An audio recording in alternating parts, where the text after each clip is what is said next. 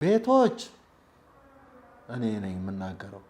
ቤቶች ስንል አንድ ጋቢ እንደዚህ ጠቅልለው ከመኝታቸው ላይ ተነሱ። ግድ የለህም እኔ እኮ አባቴ ድምፅ አለ እስቲ አዳምጠኝ አለች።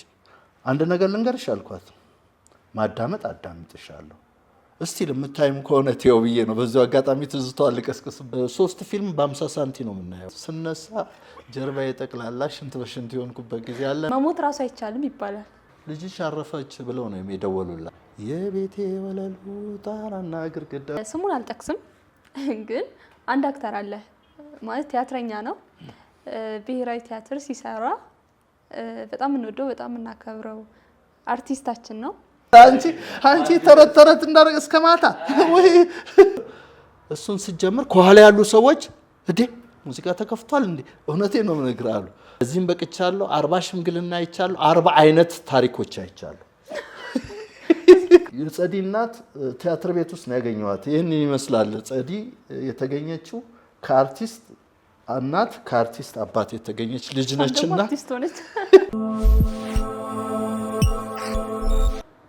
ሰላም እንዴት ናችሁ? በሺባ ፖድካስት ቤተሰቦቻችን ሁሌም እንደተለመደው በሺባ ፖድካስት አዳዲስ እንግዶችን ይዘን እንመጣለን። ዛሬም ደግሞ በሺባ ፖድካስት በጣም እንወዳቸው በጣም እናከብራቸው አንጋፋው አርቲስት ጋሽ ብርሃኑ በርታ እዚህ ስቱዲያችን ይገኛሉ። ከሳቸው ጋር አሪፍ ቆይታ እንደሚኖረን ተስፋ እናደርጋለን። እናንተም ደግሞ እስከ ፕሮግራማችን ፍጻሜ ድረስ አብራችሁ ቆዩ እያልኩኝ ላይክ እና ሰብስክራይብ ማድረጋችሁን እንዳትረሱ።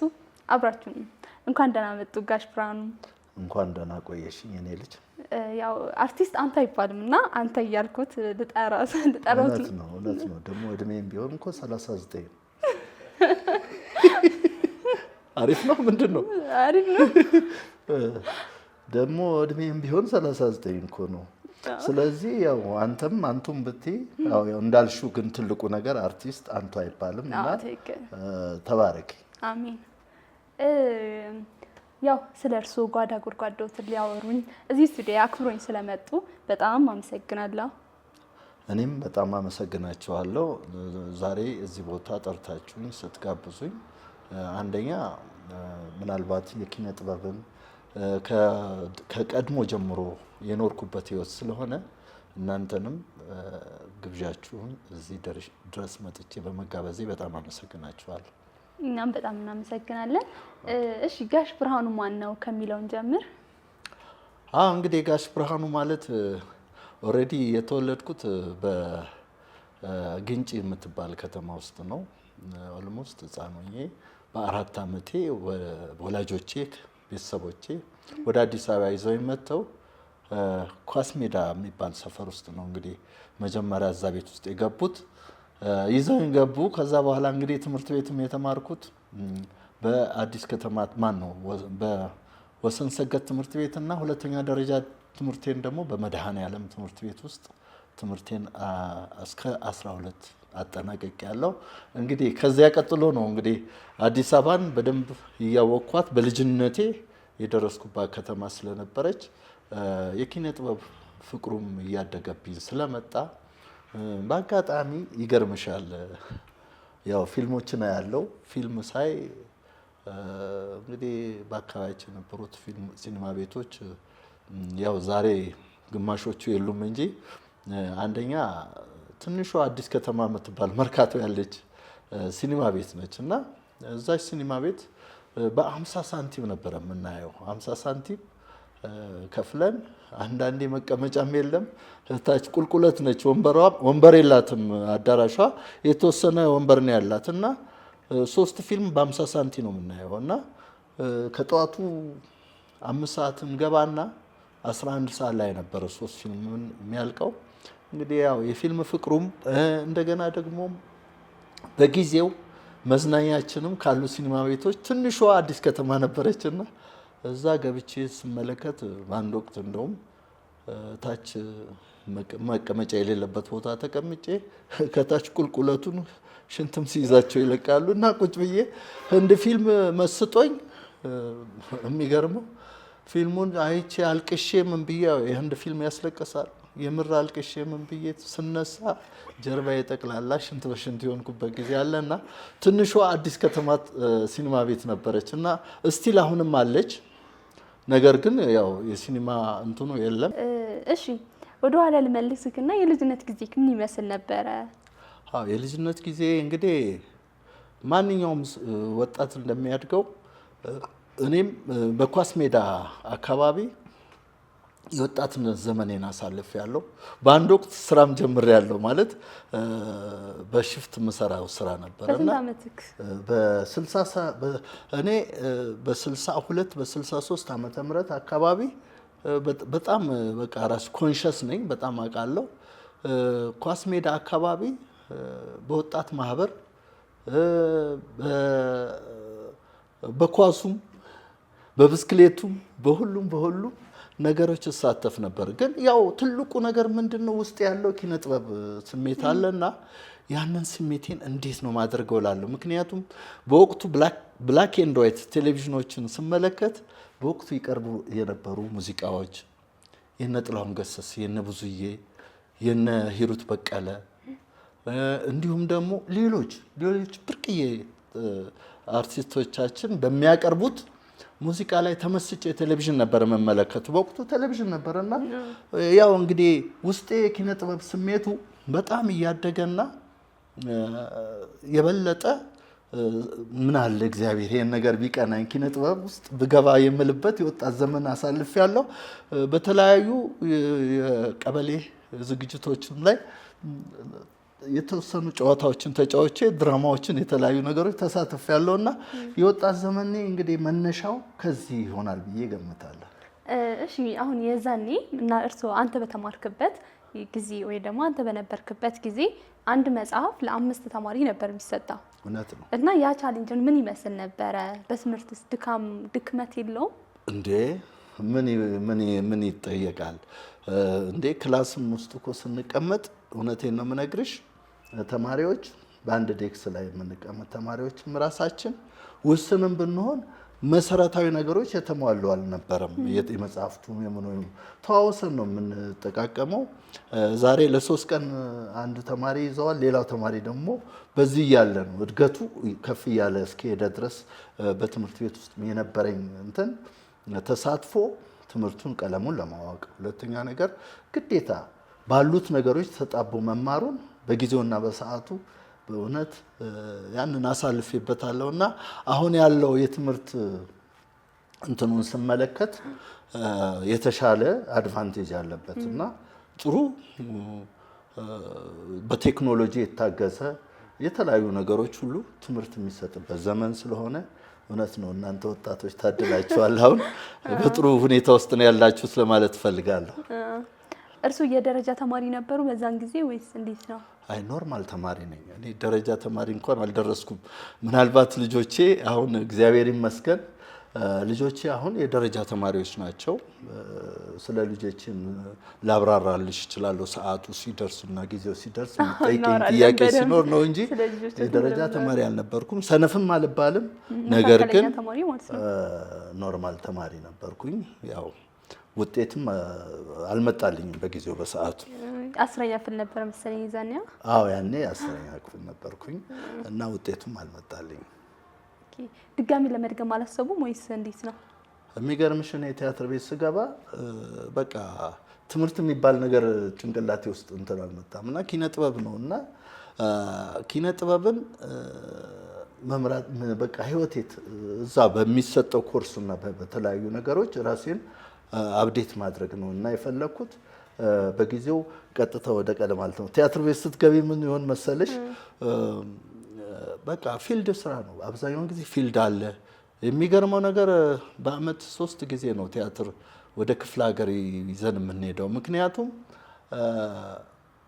አንደኛ አዲስ አበባ ከተማ መጥቶ ቲያትር ማየት ማን ነው ክፍለ ሀገር ያለ ተመልካች አዲስ አበባ መጥቶ ቲያትር ማየት ስለማይችል በጣም የኪነ ጥበብ ፍቅር ያለው ህዝብ ነበር። ስቲል ከጋምቤላ ጀምሮ እስከ ወለጋ ወደ ዙረሽ 14ቱ ክፍለ ሀገር በሚባልበት ቦታ ሁሉ ቲያትር ይዘን ስለምንሄድ በቃ ቢዚ ነን። የወጣትነት ስሜታችን ምንድነው ኪነ ጥበቡን ማሳደግ ስለነበረ ያው እንግዲህ ጎን ለጎን መማር ነበረብኝ። የተለያዩ ኮርሶች ወስጃለሁ እንጂ ኮርሶች ወስጄ አዳብሬዋለሁ እንጂ ያው ወደ ዩኒቨርሲቲም መግባት ያስፈልግ ነበረ። እግዚአብሔር ይመስገን ግን ባለኝ ነገር በኪነ ጥበቡ ዛሬ ልጆቼ እየተማሩ ያሉ በቅርብ አሁንም የዛሬ ሳምንት የማስመርቀው አንድ አዲስ አበባ ዩኒቨርሲቲ ተማሪ ያለኝ የዛሬ ሳምንት ልጄን ማስመርቃለሁ። በዚህ አጋጣሚ ትምህርቱን አየሽ እውቀቱን ወደ ልጆች ያዞርኩኝ። የማዕረግ ተማሪ ነው፣ የማዕረግ ተመራቂ ነው። እግዚአብሔር የተመሰገነ ይሁን። ወጣት ልጄን አስመርቃለሁ። ከዛ በፊትም ያው እንግዲህ ያስመረኳትን ወደ እሷ ስንመጣ ደግሞ ሌላዋ ያው በትምህርት ስላነሳሽልኝ ነውና አዎ ቁጭት አለብኝና እንዳልሽው ሌላዋ ጸዲ የምትባል ልጅ አለችኝ። ጸዲም እንደዚሁ በመቀሌ ዩኒቨርሲቲ በጥሩ በማኔጅመንት ተመርቃ ነገር ግን እንግዲህ ውርስ ነው ብላ ነው መሰለኝ ልጄ ሕፃን ሆና ይገርማቸዋል አባቶች ልጆችን ይዘው እንደሚሄዱ ልጄን ይዣት ትሄድ ነበረ ቲያትር ቤት እጇን ይዤ ስሄድ እኔ እንግዲህ መድረክ ስራዎች ሲኖሩ ቲያትር ሲኖር ሙዚቃ ሲኖር ምን ሲኖር ማዝናናት ነው መሰለኝ እና ያው ትምህርትን በማይጎዳ መልኩ ማለት ነው። በዚህ አጋጣሚ ትምህርትን በተመለከተ በጣም እኔም ቁጭ ስላለኝ ልጆቼን በደንብ ነው የምከታተለው። የደረሱበትን ደረጃ ቀን በቀን እከታተል ነበረና ጸዲን ይዣት እጇን ይዤ ሲሄድ የሚገርማችሁ ራስ ቲያትር ሁልጊዜ ይዣት ትሄድ ነበረና ልጄ ለካ በሙዚቃ ተለክፋለች። ፋይናል ላይ እየተማረች የመጀመሪያ አንደኛ ደረጃ ትምህርቷን በግል ትምህርት ቤት ተምራ ጥሩ ውጤት ስለነበራት አዲስ ከተማ ትምህርት ቤት ከ8 ወደ 9 ስታልፍ አዲስ ከተማ ትምህርት ቤት በወቅቱ ቆንጆ ትምህርት ቤት ነው። ደግሞም ውጤት እየታየ የሚቀበልበት ትምህርት ቤት ነው እና እዛ ገባች። ለካ እዛ ገብታ ልጄ ያደገች 14 15 10 እንደዚህ እድሜ ላይ ነች ያለችው። ለካ ሙዚቃ በጣም በቃ ተለክፋለች። ለካ ሙዚቃ ነው እና ኦሬዲ 9ኛ ክፍል ሆና ልክ ወደ 10 ስትዛወር አንድ ቀን ፋሚሊ ጋር ደብረ ዘይት የሚገርማችሁ ነገር ቫኬሽን ይዣት ልሄድ በቃ ቅዳሜ ቀን ነው። አብዛኛውን ጊዜ አዲስ አበባ በዚያን ወቅት ውስጥ ያኔ በጣም ጥሩ ስሜት ነበረ። ሁሉም ቦታ ነፃ ነው። በቃ 14ቱም ክፍለ ሀገር የምትዞሪበት ሀገር ነውና ደብረ ዘይትና ናዝሬት መዝናኛ ነው። በአጋጣሚ የአያቶቿ ሀገር ደብረ ዘይት ስለሆነ በቃ ቅዳሜ ለመዝናናት ደብረ ዘይት እንሄዳለን አልኳትና ቅዳሜ ተነስተን ደብረ ዘይት ጉዞ ጀመርን። ይሄድን አባቴ አለችኝ ወይ እኔ እኮ ድምፅ አለኝ አለች። አልኳት ድምፅ አለኝ? የምን ድምፅ ነው? ምክንያቱም እኔ ቲያትር ቤት ውስጥ በእውነት ነው የምነግራችሁ በእኛ ጊዜ የኪነ ጥበብ ፍቅሩና ጥሩ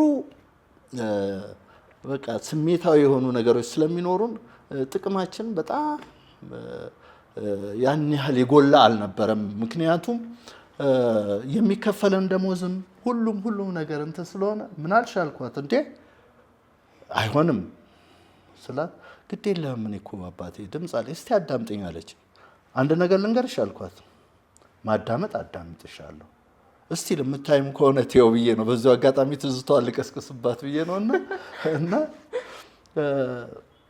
ትሰሚኛለሽ ይሄ ነገር ሊሆን የሚችለው እንኳን ድምፅሽን እጠቀምበታለሁ የምትይው አዲስ አበባ ዩኒቨርሲቲ ገብተሽ ትምህርትሽን ጨርሰሽ ከዚያ በኋላ ብትፈልጊ ዝፈኝ ብትፈልጊ 18 ዓመት ይሞላሻል ወይም 19 ዓመት ይሞላሻል ትምህርትሽን ስጨርሺ እኔ ያን ጊዜ ነፃ ልጅ ነሽ ያን ጊዜ የፈለግሽው መሆን ትችያለሽ ብዬ አልኳት። እሺ ግን አባቴ እስቲ በእናትህ ድምፄን ስማ አለችኝ እና በዚህ አጋጣሚ ግን አንድ ነገር የምነግራችሁ ነገር ቲያትር ቤት ውስጥ ድምፃውያኖች ሲፈተኑ ያው ኦሬዲ ሁላችንም ቁጭ ብለን ነው የምንመለከተው። ለመቀጠር ሲፈተኑ ማለት ነው። ሁላችንም ቁጭ ብለን ስለምንመለከት እኔም ደግሞ አያቸው ነበር ድምፃውያኖች ምን አይነት በአፍንጫቸው የሚያወጡት በምናቸው የሚያወጡት። እሺ አሁን ሰምተሽኛል አይደለም? አዎ ትምህርት እስቲ የማንን ዘፈን ትችያለሽ ምናምን አልኳት ስላት የአስቴርን ልሞክራ አለችኝ። አስቴር የትኛዋ? አስቴር ከበደ። ኦኬ ግን የራስሽ አለሽ ስላት፣ አዎ የራሴንም አንድ ልልሃለሁ አለኝ አለችኝ። ኦኬ ጥሩ ነው እስቲ በይልኝ አልኳት። እንግዲህ ሎንችና ነው ሁለታችን ጎን ለጎን ቁጭ ብለን መሀከል ወንበር ላይ ነው የተቀመጥነው። ከዛ የአስቴር ከበደን የቤቴ ወለሉ የሚል የቤቴ ወለሉ ጣራና ግድግዳ የሚለው እሱን ስጀምር ከኋላ ያሉ ሰዎች እንዴ ሙዚቃ ተከፍቷል እንዴ እውነቴን ነው የምነግርህ አሉ።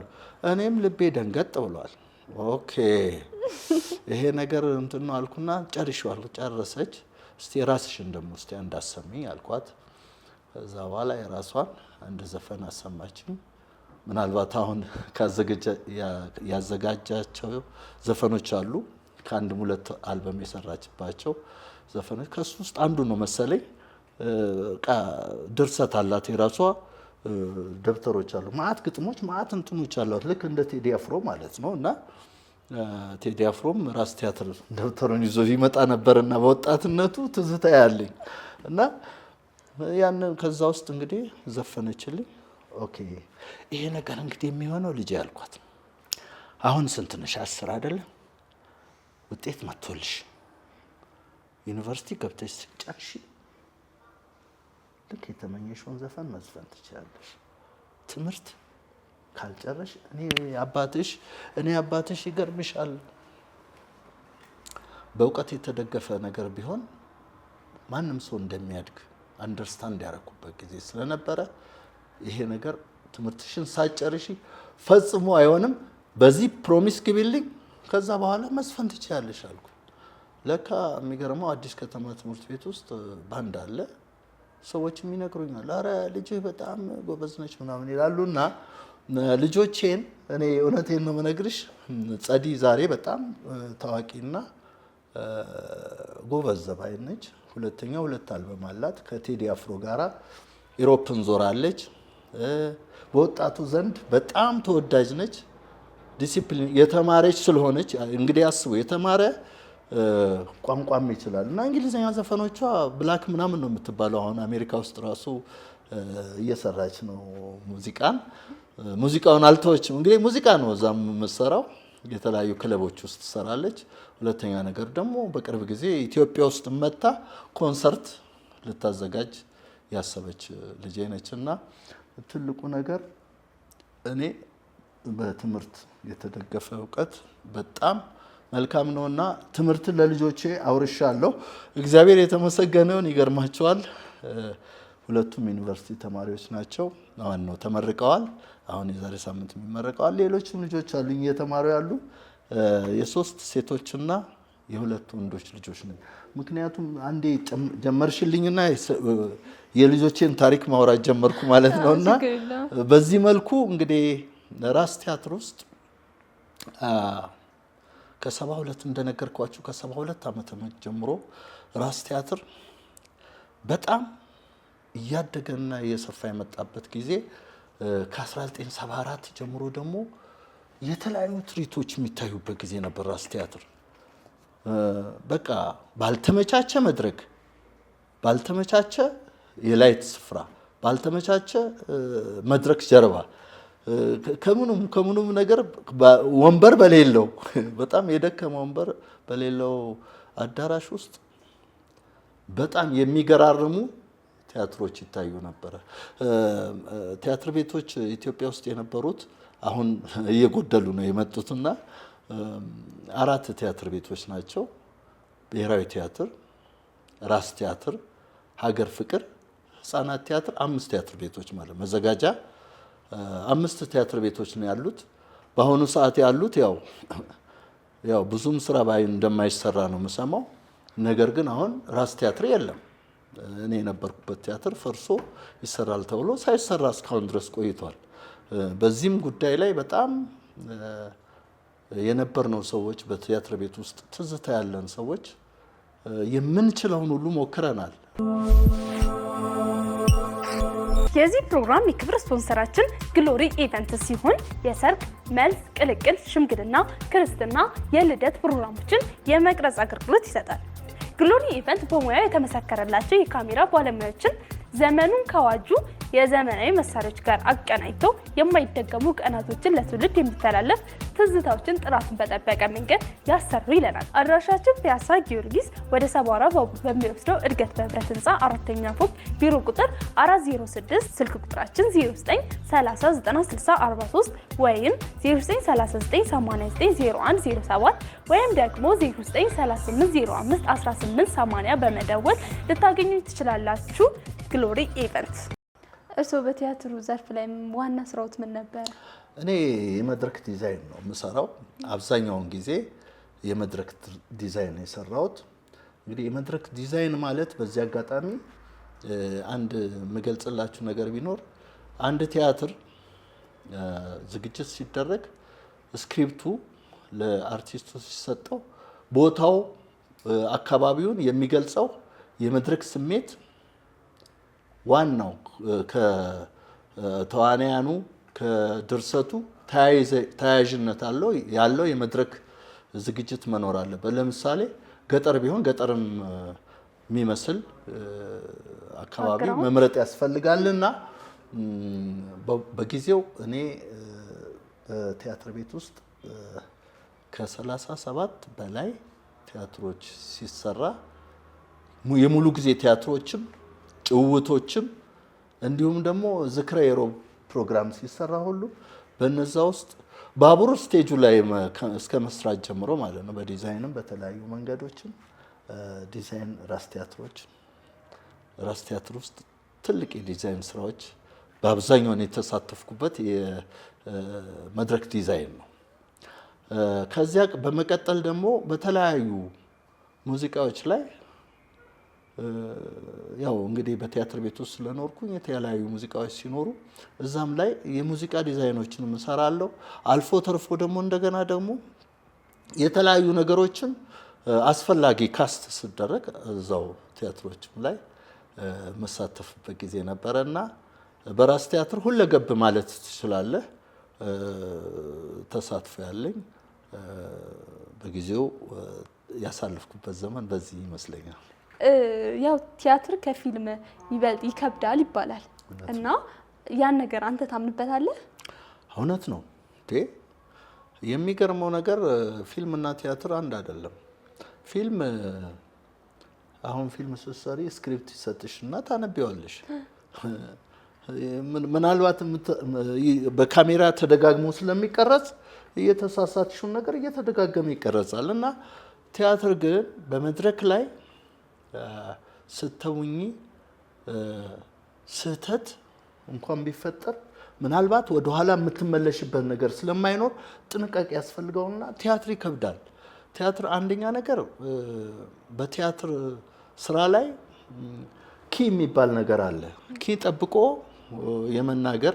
ሁለተኛ ተራይ ሲደርስ ፓርቲ ሲደርስ ራሱ ቶሎ ካልገባሽለት ስቴጅ ላይ ያለው ሰው ስለዚህ ቆሞ ነው የሚቀረው እና ምናልባት ተሳስተሽ እንኳን ከሆነ ሰው የሚያጫውትሽ ይመልስሻል ወደኋላ ያስታውስና እንዲህ ኦኬ ምናምን አስታውሰሽ ኢምፕሮቫይዝ አድርገሽ የምትሰሪው ቲያትር ነውና ቲያትር በመሰረቱ ከምንም ነገር በላይ ይከብዳል። ቲያትር የሰራ ሰው ግን ወደ ፊልሙ ሲሄድ ይቀለዋል እና ቲያትር ከባድ ነው ብዬ ነው የማስበው።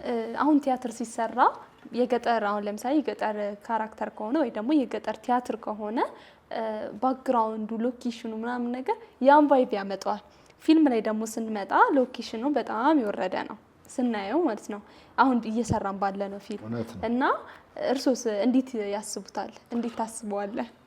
እንግዲህ የሚገርምሽ ነገር ያው አንቱም እያልሽ እየቀላቀልሽ አስቸገርሽኝ እንጂ ያው መልስልሻለሁ፣ ችግር የለውም። ገርምሽ ጥሩ ጥያቄ ነው። እኔ በጣም የሚገርማችሁ ነገር አሁን ወደ ፊልሙ ስገባ እኔ ብዙ ነገር አይቻለሁ። ነገር ግን ቀድሜ የቲያትሩን መግለጽ ስላለብኝ ቲያትር ሲሰራ በመጀመሪያ ደረጃ ዳይሬክት ነው የሚደረገው። ዳይሬክት ማለት ዳይሬክተሩ ስክሪፕቱን የተረከበው ወይም የደረሰው ደራሲ ቲያትሩን ሲጽፍ ቦታውንም ጨምሮ አስቦ ያስባል። አንዳንድ ጊዜ ደግሞ ቲያትር ሲሰራ ደራሲው ይደርስና ቦታው ምን ቢመስል ይሻላል የሚለውን ነገር ደራሲው ወይም ደግሞ ዳይሬክተሩ ያን ያስባል እና እኔ በተለይ ተሳትፎ ነው ማድረገው። እንግዲህ የሚቀርብልኝንም ዲዛይን እሰራለሁ እና ቲያትር ላይ ድርሰቱ ገጠር ከሆነ እንዳልሽው ገጠር ከሆነ የገጠር አካባቢውን የሚመስል ነገር በዛች መድረክ ላይ 13 በ6 የሆነ መድረክ ነው ቲያትር ቤት ውስጥ ያሉት መድረኮች አብዛኛውን ጊዜ ማለት ነው። በዛች መድረክ ላይ ወንዝ ካለ ወንዙን ይቀመጣል፣ ዛፎች ካሉ ዛፎች፣ ጎጆዎች ካሉ ጎጆዎች ባክግራውንዱም ላይ ነው ማለት ነው። ለተመልካች ልክ ቁጭ ያለ ቤትን እንዲመስል ተደርጎ የሚቀርብ ቲያትር ነው። ትልቁ ጥንቃቄ የነበረው በጊዜውና በሰዓቱ በቲያትር ሁልጊዜ ታስቦ ታቅዶ ሞዴል ተሰርቶ ሞዴል ማለት ነው የመድረክ ጀርባው ወይም ደግሞ የቲያትሩ መተሙያ ቦታ መድረክ ዲዛይን ተሰርቶ ነው በካርቶን ተሰርቶ መጀመሪያ ይሄ ነገር ይመስላል። ጥንቃቄ ስለሚያስፈልገው ይመስላል። ይሄ ገጠርን ይመስላል። ይሄ ደግሞ ትልቅ ሳሎን ይመስላል። ይሄ ደግሞ ትልቅ ፎቅ ቤት ይመስላል እና ቤት እያንዳንዷ የምትሰራው ነገር በቲያትር በጣም ጥንቃቄና ተመሳሳይ መሆን እንዳለበት ስለሚታሰብ አንድ ቲያትር ሲዘጋጅ 2 ወር 3 ወር ነው የሚፈጀው። ከ3 ወርም በላይ የሚፈጁ ቲያትሮች አሉ እና ምንድነው ቦታውን ለማስመሰል ቦታውን ለተመልካች ልክ መጋረጃው ሲከፈት በቃ የማይጠብቀው ነገር እንዲያይ ጥንቃቄ ባለው መልኩ ነው የሚሰራው።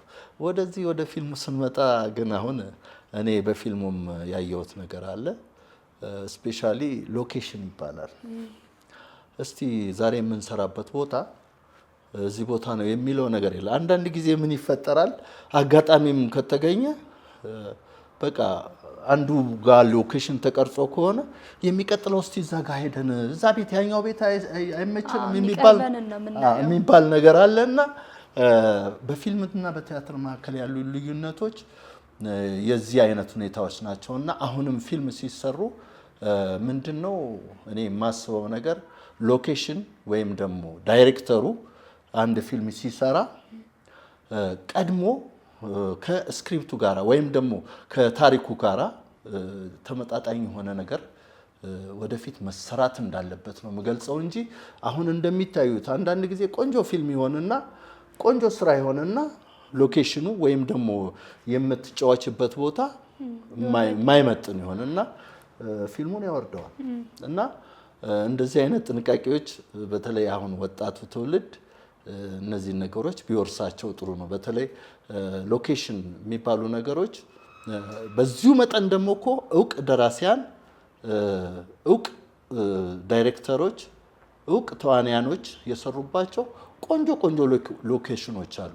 ለምሳሌ በቤት ውስጥ የሚሰሩ የፊልም በቃ ከተማውን ዞረሽ እንደምትገልጩ በዚች በኩል ሌሎች በዚች በኩል ሌላ ነገር የተሰራ አለና በዚህ አጋጣሚ እኔ ወንድሜ እንቆስላሴ በህይወት የለም እንጂ ማን ነው ስሙ ስሬት ፊልም የተሰራባቸው ቦታዎች በጊዜው በጥበብ እየረቀቀ የመጣ በኋላ ደግሞ እያደገ የፊልም ኢንዱስትሪው በሰፋ ቁጥር የቆንጆ ሎኬሽን ቦታዎች አመራረጥና ዳይሬክተሮች የሚሰሯቸው ቆንጆ ስራዎች ይሰራሉ።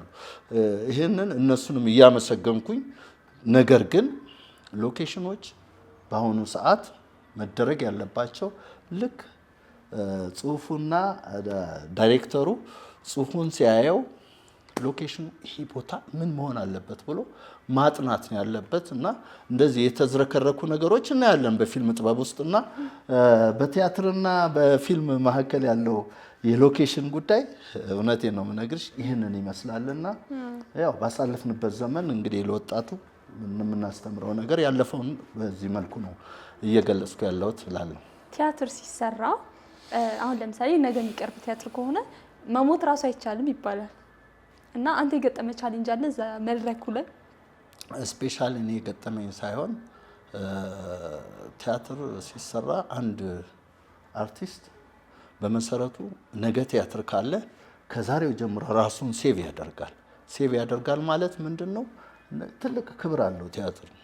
ትልቅ ክብር ስላለው ከዛሬ ማለት ነገ ነው ቲያትሩን የሚያቀርበው።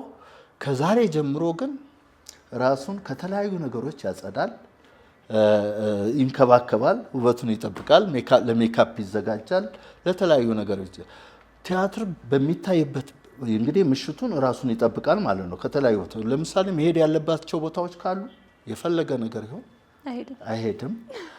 ሁለተኛ ነገር ደግሞ ማምሸት መቆየት ምናምን የሚባሉ ነገሮች ራሱን ሴቭ ያደርጋል። በቃ ሪከቨር አድርጎ ለነገ ቲያትር ዝግጁ መሆን አለበት እና በሚቀጥለው ቀን ግን ቲያትር ከመጀመሩ እንግዲህ አንድ የሚገርማችሁ ነገር በቲያትር በጥበብ በእኛ ባሳለፍንበት ዘመን አንድ ተዋናያን ቲያትሩ የሚጀምረው 8 ሰዓት ነው።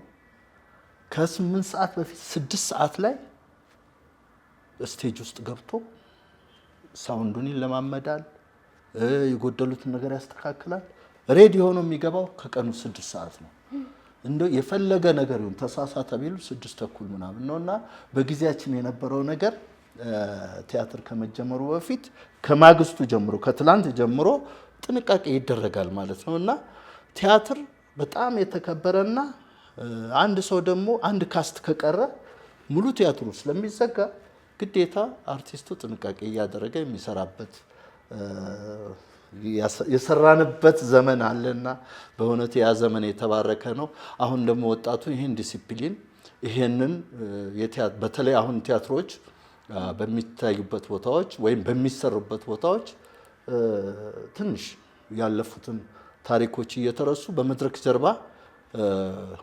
ጀርባ ላይ አሁን አንዳንድ ጊዜ በጣም የሚገርማችሁ ነገር እኔ ቲያትር ተጋብዤ የራሱ አንዳንድ ቦታ ላይ ጫጫታ እሰማለሁ፣ ድምፅ እሰማለሁ በቃ ከጀርባ እና አንዱ የወረደው የቲያትር እንትናችን እዚህ ላይ ይታያል። እንዲሁም ሙዚቃ ሲዘጋጅ ወይም ደግሞ የተለየ ዝግጅት ሲኖር ከመድረክ ጀርባ የሚሰሙ ድምጾች አዳራሾች ለተቀመጠ ሰው በጣም እንትኖች ናቸው። እንኳን አይደለም ቲያትር ተጀምሮ በእኛ ጊዜ ቲያትር ተጀምሮ ከመድረክ ጀርባ ጸጥ ነው። ምክንያቱም ተመልካቹ እዛ ያየ እዚህ አዳራሽ ውስጥ ያለ ማን ነው መድረክ ላይ ያለው ተዋናያ እንዳይረበሽ ጸጥታ ይፈልጋልና ሌላው ሰው ደግሞ ከመድረክ ጀርባ ያለው ሰው ቀሪ የሱ የሚቀጥልበት የራሱ ፓርት ስለሆነ ኪዩን ጠብቆ የሚገባበትም እንትኖቶችን የሚያስታውስበት ጊዜ ስለሆነ ጸጥታ ነው ያለውና አሁን የምመለከታቸው አንዳንድ ነገሮች አሉ በወጣቱና በተለይ በፊልምም ውስጥ ቢሆን ዲሲፕሊኑ ያስፈልጋል። በተለይ ቀረጻ ሲኖር የተለያዩ ነገሮች ሲኖሩ ትንሽ ወጣ ያሉ ነገሮች ይታያሉና ዲሲፕሊኑ በትምህርት መልክ መሰጠት አለበት እላለሁ። እየተሰጠም ግን ከሆነ ወጣቶች ደግሞ በተቻለ መጠን ደግሞ ያንን ነገር አገናዝበው ትውልድ ከትውልድ እየተወራረሰ ቲያትርና ፊልሞች ቢሰሩ ቆንጆ ነው እላለሁ። አመሰግናለሁ። የዚህ ፕሮግራም የክብር ስፖንሰራችን ግሎሪ ኢቨንት ሲሆን የሰርግ፣ መልስ፣ ቅልቅል፣ ሽምግልና፣ ክርስትና፣ የልደት ፕሮግራሞችን የመቅረጽ አገልግሎት ይሰጣል። ግሎሪ ኢቨንት በሙያው የተመሰከረላቸው የካሜራ ባለሙያዎችን ዘመኑን ከዋጁ የዘመናዊ መሳሪያዎች ጋር አቀናጅቶ የማይደገሙ ቀናቶችን ለትውልድ የሚተላለፍ ትዝታዎችን ጥራቱን በጠበቀ መንገድ ያሰሩ ይለናል። አድራሻችን ፒያሳ ጊዮርጊስ ወደ ሰባራ ባቡር በሚወስደው እድገት በህብረት ህንፃ 4ኛ ፎቅ ቢሮ ቁጥር 406 ስልክ ቁጥራችን 0930906043 ወይም 0939890107 ወይም ደግሞ 0938051880 በመደወል ልታገኙ ትችላላችሁ። ግሎሪ ኢቨንት ስሙን አልጠቅስም፣ ግን አንድ አክተር አለ ማለት ቲያትረኛ ነው። ብሔራዊ ቲያትር ሲሰራ በጣም እንወደው በጣም እናከብረው አርቲስታችን ነው እና ብሔራዊ ቲያትር ሲሰራ የሆነ ካራክተር ተሰጥቶት ነበረ እና ያን ካራክተር ሳይተው ማለት ያን ካራክተር ተዋህዶታል ውስጡ አለ ማለት በቃ ከዛ ካራክተር ከመድረኩ ከሰራ በኋላ ቲያትሩ እንኳን አልቆ ሊወጣ አልቻለም ከካራክተሩና እንደዛ ሆኖ መገናኛ ድረስ ሄዷል የሚባል ነገር ሰማሁ። ስሜት እስከርቶ ማለት ያ ስሜትና አንተስ እንደዚህ አይነት ከስሜት ቶሎ የመውጣት ችግር አጋጥሞ ያውቃል? ምልሽ እንዴት መሰለሽ በወቅቱ ማንም ተዋናያን ብሔራዊ ቲያትር አይደለም ብሔራዊ ቲያትር እንዳልሻቸው እውቅ ተዋናያኖች አሉ። እንግዲህ ሙያውን የመውደድና የማፍቀር ነው። እኔ ከካራክተር ውስጥ አለመውጣት ማለት ነው። እንግዲህ ሰውየው በስሜት ነው የሚጓዘው። እንኳን አይደለም ካራክተር ውስጥ አይደለም ሌሎች አደጋዎች እንኳን ቢገጥሙት ሰው ከካራክተር ሳይወጣ ቲያትሩን መስራት ነው። ለዚህ ምሳሌ እንዳልሽው ምናልባት ሰውየው ተጉዞ ይሆናል እስከመገናኛ ድረስ ሄዷል። እውነት ነው ሊሆን ይችላል። ምክንያቱም ስሜት ውስጥ እንደገባ ነው፣ በዛ ካራክተር ውስጥ ነው። የሚገርምሽ እንደዚህ አይነት ስሜቶችም አሉ በቲያትር ላይ። ምናልባት በዚህ አጋጣሚ ላስታውሳችሁና በሀገር ፍቅር አርቲስት ሙናዬ መንበሩ የሚገርማችሁ ልጇ ሴት ልጇ ታርፋለች እና መድረክ ላይ ትርኢት እየተሰራ ነው። ሊሰራ የተዘጋጀችበት እየገባችበት ሰዓት ነው እና ልጅሽ አረፈች ብለው ነው የደወሉላት። እንግዲህ አየሽ ካራክተር ስሜት ውስጥ መግባት ማለት አርቲስት ስሜቱ እና ኖ አለች። ልጄ ሞተች። አዎ ይሄ የመጣ ተመልካችን ቲያትሩን ተውኜ ጨርሼ ነው የሚሄደው እንጂ ተአምር ይምጣ ህዝብ አይበተንም ብላ የሚገርማችሁ ከ8 ሰዓት ጀምሮ እስከ 12 ሰዓት የሚቆይ ቲያትር ነው በወቅቱ ተውነው የነበረው። አርቲስት ሙናዬ በጣም ተወዛዋዥም ተዋናያንም የፊልም ባለሙያም ሆና ያለፈች ዛሬ በህይወት ነፍሷን ይማረውና በህይወት የሌለች እህታችን ነች እና ቲያትሩን ጨርሳ 12 ሰዓት ላይ ከመድረክ ጀርባ ህዝቡን እንዴት እንደዚህ አይነት አደጋ ደርሶባት መጨረሻ ሲያልቅ ማለት ነው እንደዚህ ያደረገች ተዋናይት ከመድረክ ጀርባ ነው ለቅሷን ጀምራ ወደ ቤቷ የሄደችው። ቅድም እንደጠቅሽልኝ ሙያው የቲያትር ሙያ በጣም ከባድ ነው። ሁለተኛ ነገር ደግሞ እውቀት ያላቸው ወንድሞችና እህቶች ያሳለፍኳቸው ስመለከታቸው ዲሲፕሊኑ ስላለ ፍቅሩ ስላለ ከካራክተር ሳትወጣ ብዙ ጎዳና የምትጓዝበትም ነው። አንዳንድ ጊዜ እንደውም ተኝተህም ሳትተውን ትቀራለህ፣ ተኝተህም ትተውናለህ እኮ በመኝታ ላይ። ስለዚህ እንደዚህ አይነት ገጠመኞች አሉና ለጠየቅሽኝ ጥያቄ በትክክል እውነት የተደረገ ነገር ነው። አንተ የምትሰራው ከመድረክ ጀርባ ወይም ደግሞ የመድረክ ዲዛይን ነው አይደለም የምትሰራው? እውነት ነው። እና አንተ ሰርተክ ዳይሬክተሩ ያልወደደው ዲዛይን አለ የተናደደብክ? ስፔሻሊ እኔ አሁን ቲያትሮች ሲሰራ መጀመሪያ በሞዴል ነው ብዬሻለሁ። ሞዴል ተሰርቶ ነው ቲያትር የሚሰራው። ሞዴል ማለት በካርቶን ሞዴል ትሰሪያለሽ ቤቶቹን አብዛኛውን ጊዜ በሞዴል አለበለዚያ ደግሞ በስዕል ይቀርባል። በስዕል ሲቀርብ አብዛኛውን ጊዜ በስዕል የቀረበው ነገር ሜጀርመንቱ እያንዳንዱ መድረኩ ላይ የት ቦታ ጎጆ ቤት የት ቦታው ምን እንደሆነ እዚህ ቦታ ላይ ከመድረክ ጀርባው ያለ እንትን ባክግራውንዱ ምን መሆን አለበት በካልኩሌት ስለሚሰራ አሁን የጠየቅሽኝ ጥያቄ እርማቶች ነው እንጂ የተበላሸ ስራዎች የሉም። ምክንያቱም ስሜታዊ የሆነን ነው እኮ የምንሰራው። በቃ ቲያትሩ ለህዝብ እስኪቀርብ ድረስ መድረኩ ምን ይመስላል ምንድን ነው ስውር ተዋናያን የሚባሉት ከመድረክ ጀርባ ያሉ የድምጽ ግብአቶች አሉ። አንዳንድ ጊዜ ቲያትር ሲታይ የሚገርማቸው ነገር ተዋናያኑ ብቻ ሳይሆን የድምጽ ግብአት ሰራተኞች አሉ፣ የድምጽ ሰራተኞች አሉ፣ ሳውንድ ሰራተኞች አሉ፣ ካሜራማኖች አሉ፣ የተለያዩ እነዚህ ሁሉም እነዚህ ግብአቱን ካላከናወኑት አንድ ቲያትር ባዶ ነው። መድረኩ ምንም ነገር ባይኖረው አንድ ተዋናይ ወደዚህ ቢዛወር ወደዚህ ቢዛወር ያንን ሀሳብ ሊያመጣው አይችልምና በቲያትር መድረክ ጀርባ የሚሰሩ ስራዎች በእኛ ወቅት ውስጥ ይታረማሉ እንጂ አይበላሹም። በፍጹም አበላሽቼም አላውቅም። የስራ ባልደረቦቼም ሊመሰክሩ ይችላሉ፣ በህይወት ያሉትና ወንድሞቼ እህቶቼ ይመሰክራሉ ብዬ አምናለሁ። አንተ ካያቸው እንደ ኢትዮጵያ ቲያትር ከኢትዮጵያ ቲያትር ውስጥ አንተ ካያቸው በጣም የምትወደው ቲያትር የትኛው ነው? ጥሩ ጥያቄ ነው።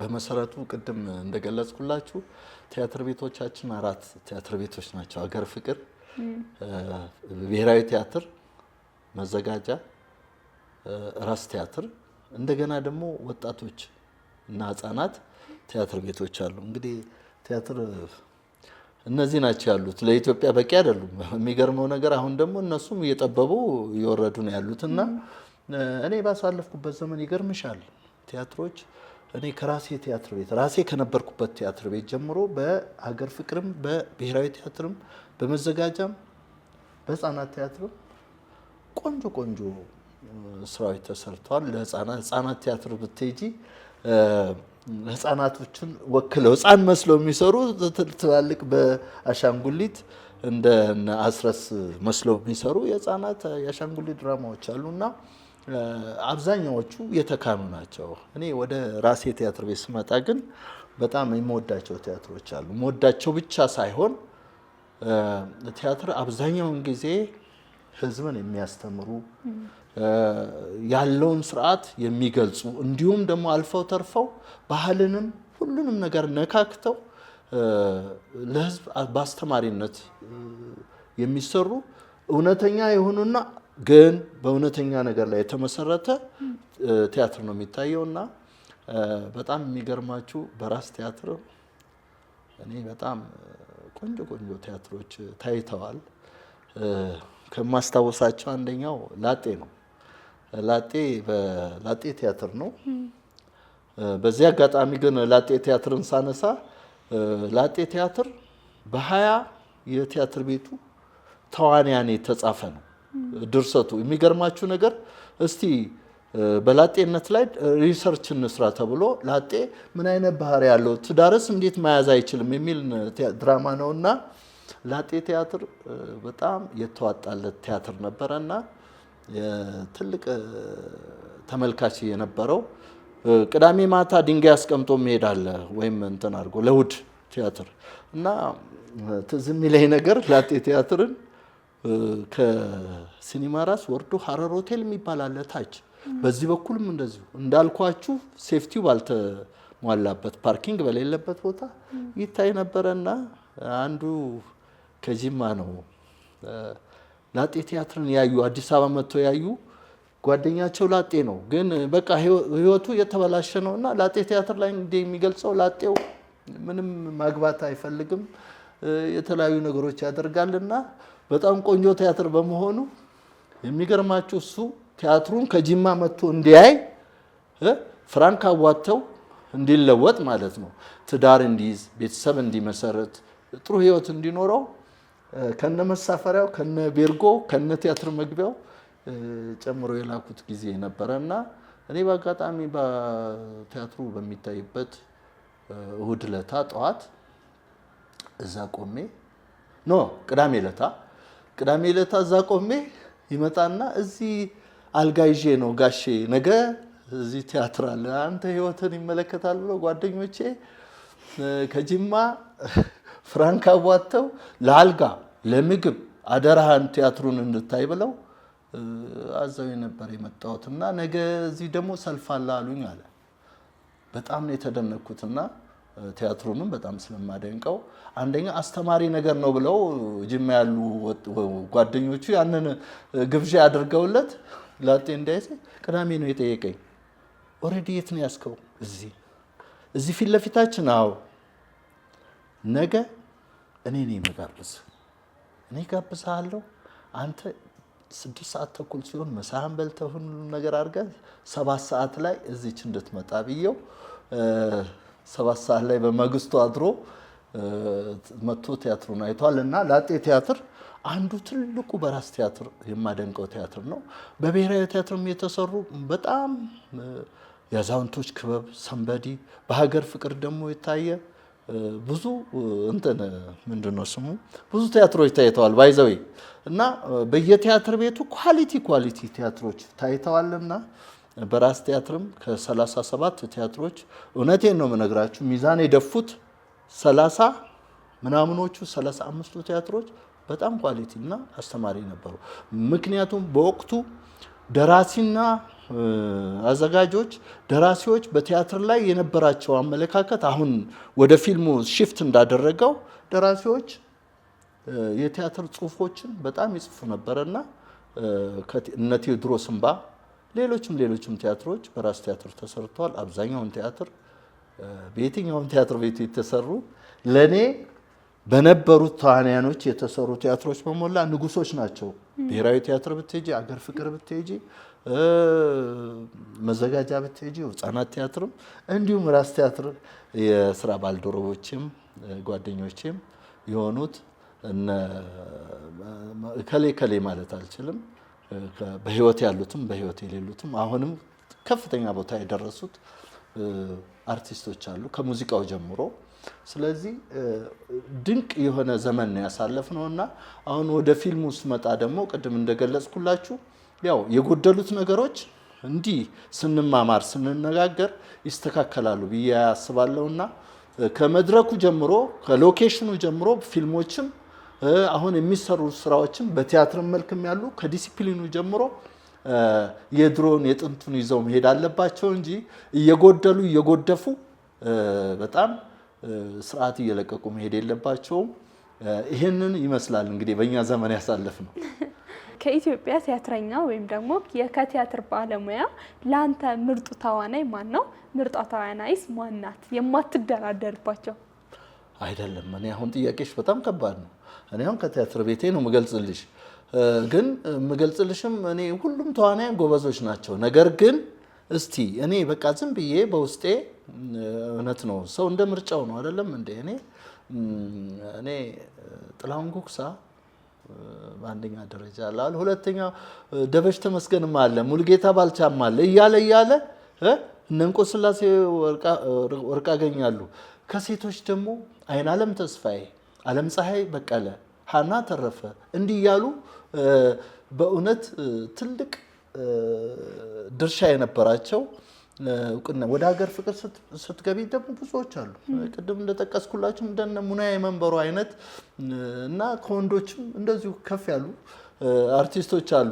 አሁን እንደ ከሌ ነው እንዳልል ከወንድሞቼም ከእህቶቼም ጋራ እውነተኛ ተዋናያኖች ነበሩ በጊዜውና በሰዓቱ። የእውነት ነው የምናገረው። እስቲል አሁንም የሚተውኑ በጣም ጎበዝ ተዋናያኖች አሉና እግዚአብሔር የተመሰገነ ይሁን። በእውነት ይህን ዘመን በዚህ ሁኔታ አሳልፈናልና ቲያትር ማደግ አለበት፣ ፊልምም ማደግ አለበት፣ በቆንጆ ሁኔታ መለወጥ አለበት።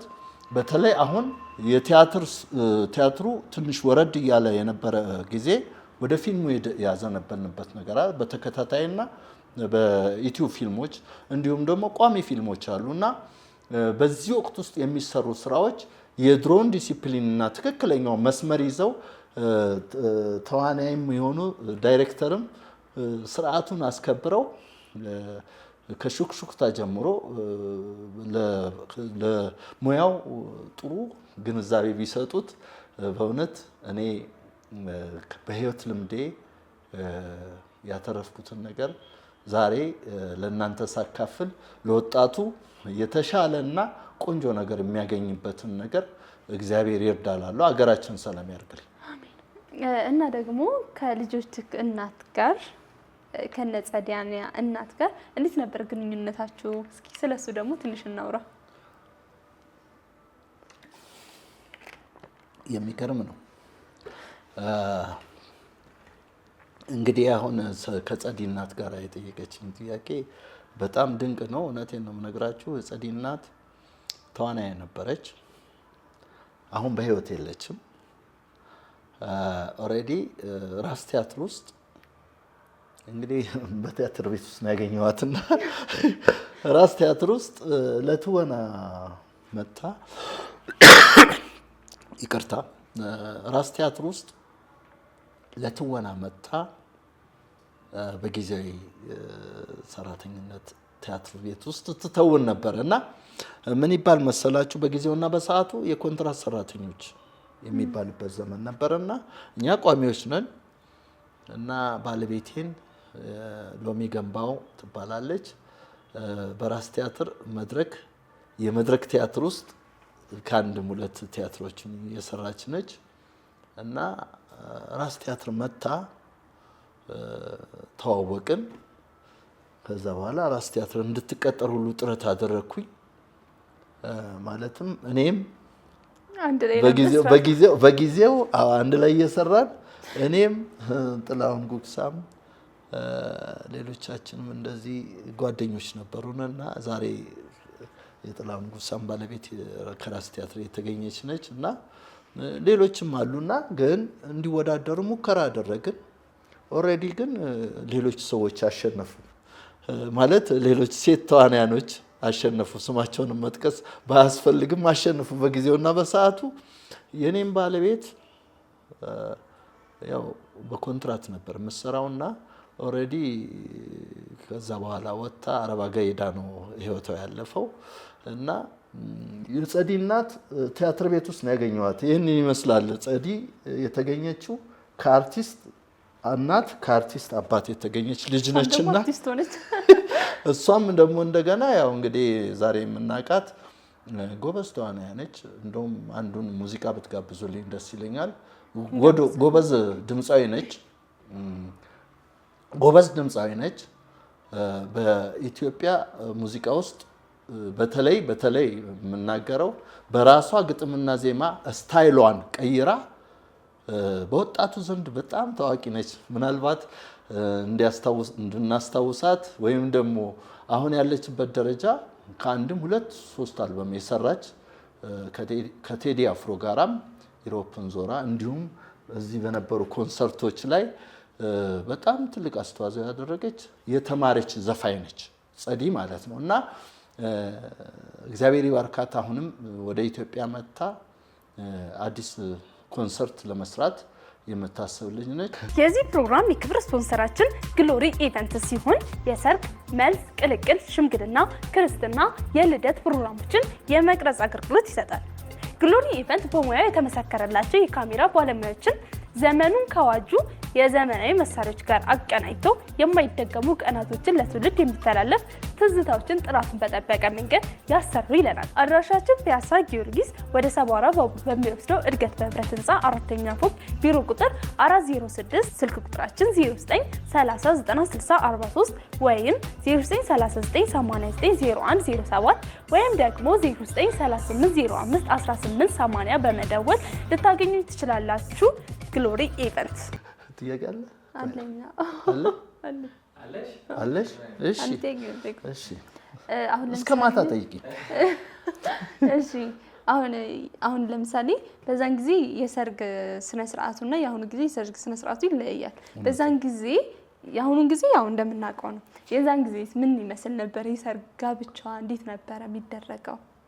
አሁን ያው ሽምግልና ሲላክ እንደምናየው እሷም አለች እሱም አለ ነገር ነውና ያኔስ ምን ይመስል ነበር? ያ ባህልስ እንዴት ነው? ኦኬ፣ አሁን አንቺ ደግሞ ከኪነ ጥበብ ወጥተሽ ወደ ሰርግ ነው የመጣሽው። ሰርግ ስርዓቱማ በእኛ ዘመን የነበረው እንደተባለው ሽምግልና ሲላክ እንደ ፐርሰናል ጎበዝ የመጣሽበት መንገድ አሁን ደግሞ ያው ከኪነ ጥበብ ወጣም ቢል ኦልሬዲ ያው የባህላችንንና ትክክለኛ ካልቸር የነበረበትን ዘመንና አሁን ደግሞ እየተሻሻለ ያሉትን ነገሮች ነው እየጠየቅሽኛለሁ። ለእኔም ይገርመኛልና በእኛን ዘመን በዛን ጊዜ ሽምግልና ሲላክ ልጅቷ እንደውም የሚገርመው ነገር ከአዲስ አበባ ሁሉ ልትወጣ ትችላለች ሽማግሌ ቤት ይመጣል ተብሎ እና አሁን ግን ያው በቪዲዮ ነው እዛው ቪዲዮ እየቀረጸ ጓዳ ታያለች። እሷ እዛው ቤቷ ውስጥ ሆና ጓዳ ታያለች። እና በእኛ ዘመን ሽምግልና ሲኬድ በጣም ስርዓት ባለው መልኩ ትክክለኛ ጥያቄ ይጠየቃሉ። ሁለተኛ ነገር ደግሞ ማነች ሙሽሪት ቤት የምንሄድ ከሆነ እኔ ለምሳሌ በጣም የሚገርማችሁ ነገር ከ40 በላይ ሽምግልና ሄጃለሁ። በቅርብ ቀን እንደው ይሄ ጾም ከተፈታ በኋላ እንደውም 5-6 ነው እንደዚህ ሽምግልና ገጥሞኛልና ከ40 ጊዜ በላይ ሄጃለሁ። ልምዱም አለኝ። ግን ያው የድሮንም ሳስበው በጣም ልዩነት አለ አሁንና አንዳንዴ እኛ ገና ከውጭ ከመምጣታችን ልጅቷ ውስጥ ሆና ታያለች። በመስኮትም ታያለች። በጣም የሚያስቀው በመስኮትም ታያለች። ከዛ በኋላ ደግሞ ቪዲዮ እንጃ ቤቱ ላይ እንደ ካሜራ የሚቀመጥ ይሁን አላቅም። ቀጥታ እሷ ጓዳ ቁጭ ብላ ታያለች የሚደረገውን ነገር። አንዳንዴም አንገታቸውን በጣም የሚያደርጉም አለ። እና ያሁኑ ሽምግልና በዚህ መልኩ ነው ያለውና ያው የጥያቄ አጠያየቁም ስታይል እየተቀያየረ ነው የመጣው። ምንድነው ያው ስልጣኔ ነው የሚል ነገር ነው ያለውና ባህላችን ባይሸራረፍ ጥሩ ነው። ሽምግልና ጥሩ ነው። ሁለተኛ ነገር እኔ እንደነገርኩሽ ከ40 በላይ ብዙ የገጠሙኝ የሽምግልና ስርዓቶች አሉ።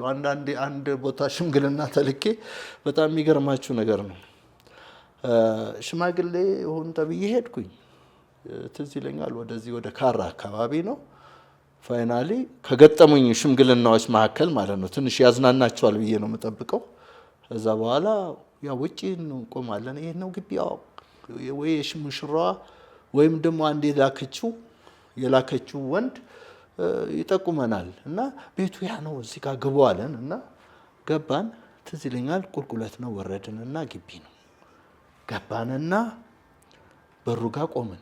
ሳሎን ስናይ አንድ የቡና ሲኒ ተቀምጧል። ሰው የለም። ከዛ ተሳስተናል እንዴ ተላክንበት ልጁ የነገረን ነገር ተሳስተናል እንዴ ምናምን ብለን ከዛ ቆመን አንድ 3 ደቂቃ ነው 4 ደቂቃ ቆመን ብንቆም ከጓዳ የሚመጣ ሰው የለም። እና የሚገርማችሁ ነገር ኧረ ምን ይሻላል ሰው የለም ምናምን ብለን ቤቶች እኔ ነኝ የምናገረው ቤቶች ስንል አንድ ጋቢ እንደዚህ ጠቅልለው ከመኝታቸው ላይ የተነሱ ሰውዬ መጡ። ደህና አደራችሁ? እንደምን አደራችሁ? እግዚአብሔር ይመስገን። ኧረ ሽምግልና ተልከን ነበር የመጣ ነው ስንላቸው እኛ ልጅቷ አልነገረችንም። ልጅቷ አልተናገረችም። አዎ እግዚአብሔር ይስጥልን በሉ ደህና ዋሉ ብለን ውልቅ ብለን ወጥተናል። እና የሽምግልና ስርዓቶች በጣም የሚገርመው ነገር በአሁኑ ወቅት ውስጥ እንደቀላል ነገር አንዳንድ ጊዜ ደግሞ የተጋነነና በጣም እንትን የሆነ ነገር አለ። ለነገሩ በሽምግልና ትዳር ቢጠቃለል ጥሩ ነው። አሁን ካለው የኑሮ ውድነት አኳያ እውነቴን ነው የምናገረው። አብዛኛውን ጊዜ አሁን እንደሱ እየሆነ ነው። ምክንያቱም የሰርግ መደገስ አቅሙ በጣም እየከፋና ለባለትዳሮቹም ትልቅ አደጋ ስለሚሆን ለመኖር እቅዳቸው በትዳርና በሽምግልና መካከል ያለውን ታሪክ እንግዲህ እኔ ከ40 በላይ ሄጃለሁ ብዬሻለሁ። እግዚአብሔር የተመሰገነ ይሁን። ለዚህም በቅቻለሁ። 40 ሽምግልና አይቻለሁ። 40 አይነት ታሪኮች አይቻለሁ። ከ40 አይነት ውስጥ አንድ ሁለቱን ይንገሩ። አሁን ነገርኩሽ እኮ። ኧረ አንቺ ተረት እንዳደረገ እስከ ማታ ወይ። እሺ ጋሽ ብርሃኑ እዚህ ድረስ ጥሪና ክብረክ ካሉክ ሰዓቶች ውስጥ ከሽርፍራፊም ቢሆን ሰዓቱን ቆጣጥበክ እኔ ጋር መተክ ጊዜን ስላሳለፍ በጣም አመሰግናለሁ። ከልብ አመሰግናለሁ። ብዙ የተማርናቸው ትምህርቶች አሉ። ያው እኛ ዝም ብለን ፊልም እንሰራለን እንላለንና ከድሮዎቹ ጋር በምንም እንደማንወዳደር አይተናል። ብዙ ትምህርቶችን ወስደናል። ያው ቤተሰቦቻችንም እንደወሰዱ ተስፋ እናደርጋለን። ስለመጣ ከልብ አመሰግናለሁ። እኔም ደግሞ በእውነት ነው የምናገረው። በዚህ አጋጣሚ ከጥንት ጀምሮ የነበሩትን ስራዎች እንዳስረዳ ወይም ደግሞ እኔ ያቅሜን ያህል እንድናገር የእናንተ ጣቢያ ጠርቶኝ ይህንን ጥያቄ በመጠየቃችሁ ከልቤ አመሰግናለሁ። ሀገራችንን ሰላም ያደርግልን፣ አንድነትና ፍቅር ይስጠን ብዬ ሰናበታችኋለሁ። ቴንኪዩ። እሺ በፖድካስት ቤተሰቦቻችን ለዛሬ ነበረን ከጋሽ ብርሃኑ ጋር የነበረው ሁኔታ ይህንን ይመስል ነበር። ሳምንት በሌላ እንግዳ በሌላ ፕሮግራም እስከምንገናኝ እስከ ሳምንት መልካም ሳምንት እያልኩኝ ሰብስክራይብ እና ላይክ ማድረጋችሁን እንዲሁም ደግሞ ኮሜንት ላይ ሀሳብ አስተያየታችሁን መስጠታችሁን እንዳትረሱ። እስከ ሳምንት መልካም ሳምንት። ቴንክ ዩ